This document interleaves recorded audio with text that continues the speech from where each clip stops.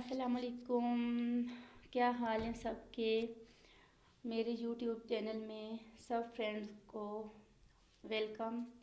तो आज मैं बहुत ही सिंपल सी रेसिपी जो है वो बना रही हूँ। हम आज बना रहे हैं नमकीन कढ़ाई गोश्त। तो उसके लिए बस हमने उसमें बहुत ही कम इंग्रेडिएंट्स डाल के उसको बना रहे हैं। तो यहाँ पर हमने लिए आधा किलो मटन, इसके साथ 2 अदद टमाटर लिए हैं, उनको मैंने जो है वो इस तरह से काट लिया है। और अदरक लहसुन का पेस्ट, हरी मिर्ची लिए 7 से 8 अदद, इसके साथ काली मिर्च ली है और हरा धनिया और इसके साथ ही नमक हस्बे ज़ायका, और हमें चाहिए होगा ऑयल। तो बग़ैर टाइम ज़ाया के जो है हम इसको बनाना शुरू करते हैं। तो यहाँ पर सबसे पहले मैंने प्रेशर कुकर में जो है वो ऑयल गर्म होने के लिए रखा हुआ है। तो इसमें अब जो है मैं अदरक लहसुन का पेस्ट शामिल कर दूँगी।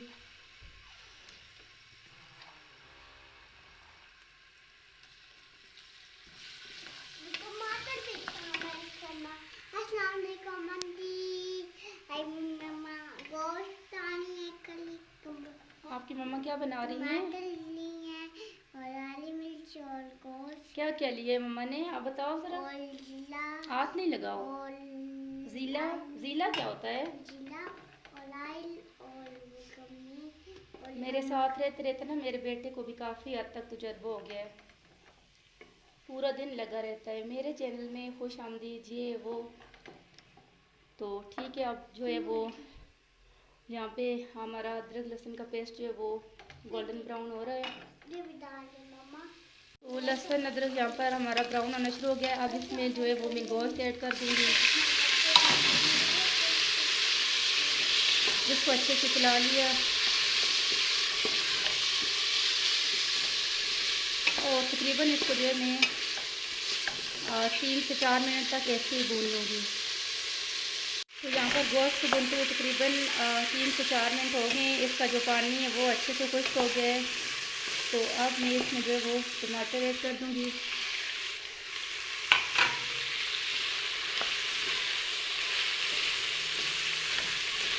इसके साथ ही इसमें जाएगा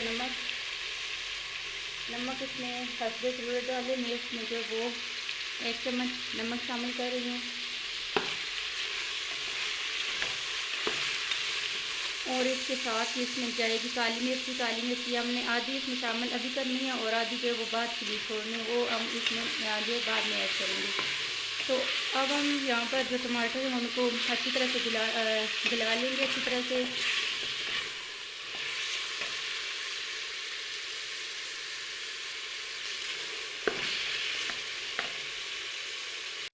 तो यहाँ पर जो नहीं बकरे का जो गोश्त है वो उसका जो पानी शानी सूख गया है और टमाटर भी अच्छे से गल गए। तो अब इसमें जो है वो मैं 1.5 गिलास जो है वो पानी का शामिल कर दूँगी।